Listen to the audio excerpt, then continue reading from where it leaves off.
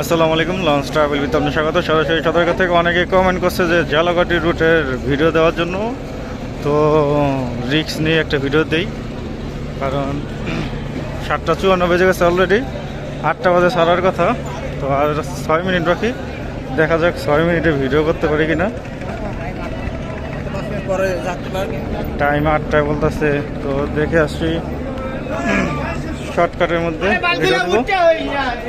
এই লোকটি ফতুল্লা ঘাট ধরবে, ফতুল্লা, চাঁদপুর, বরিশাল, চরমনাই ঘাট ধরবে। তো চাঁদপুর থেকে প্রায় জানা মাথায় প্রায় 300-400 জন যাত্রী হইব, আর বেশি হইব। চাঁদপুর থেকে বরিশাল যাওয়ার যাত্রী থাকে সবসময় বেশি, এমনি সিজনে থাকে 200-300, আর ঈদের সময় তো থাকবে আরও বেশি। তো ভিডিও করতে করতে মোবাইলের চার্জ শেষ হয়ে গেছে। ভিডিও পেজ ও ইউটিউবে দেওয়া হবে।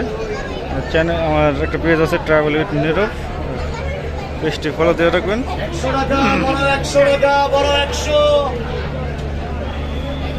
তো এটা হচ্ছে ফারান সাথের নিচতলার ডেক,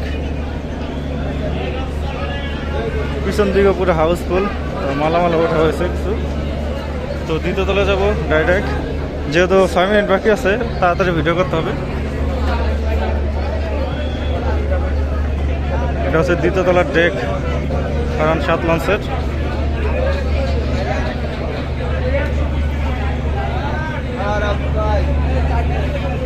ছাদে গিয়ে দেখি, ছাদেও যাত্রী থাকার কথা, কারণ দ্বিতীয়তলা জায়গা নেই। ফতুল্লা থেকে, চাঁদপুর থেকে যেসব যাত্রী উঠবে তারা বসবে কোথায়, আমি তো সেই টেনশনে আছি।